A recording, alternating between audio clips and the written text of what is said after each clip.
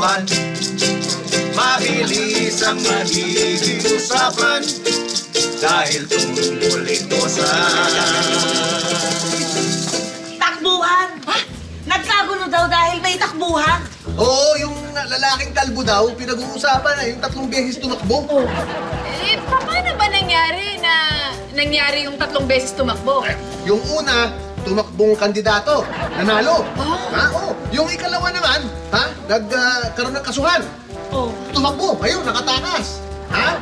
Yung ikatlo naman, ha? Narinig yung putukan. Oh. Ayun, tumakbo ulit. Dahil natakot, baka maputukan sa mukha. Naku!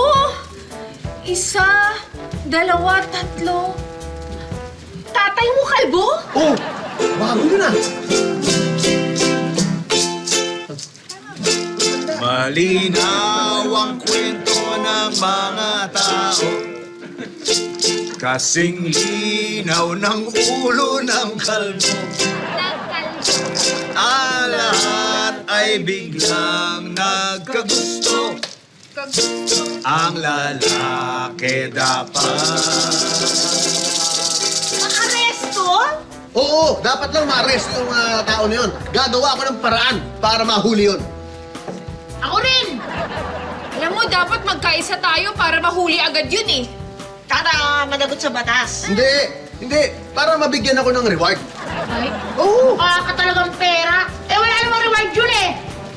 Mukha kang bandol. Malay mo! Oy, teka, dapat magkaisa tayo para mahuli agad yun! Ako, puro ka namang ganyan eh. Puro kayo sinasabi mo.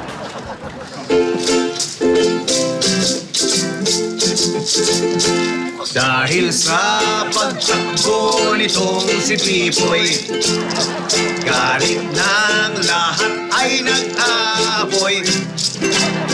Pero bago sila magpatuloy, nag-away-away ang mga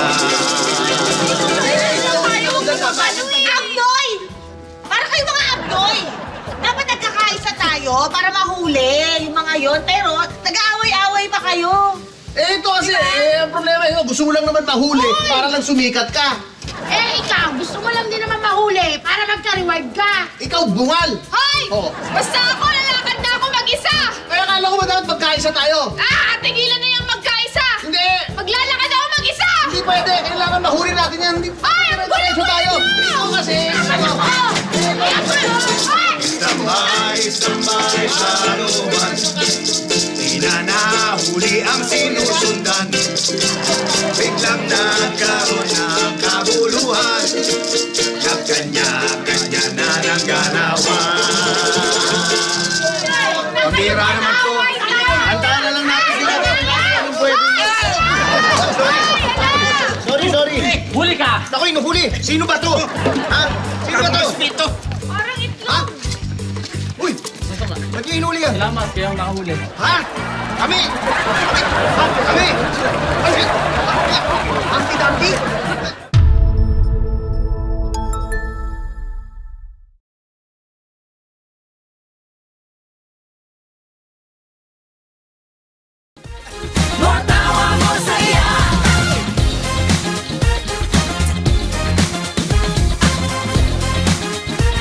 More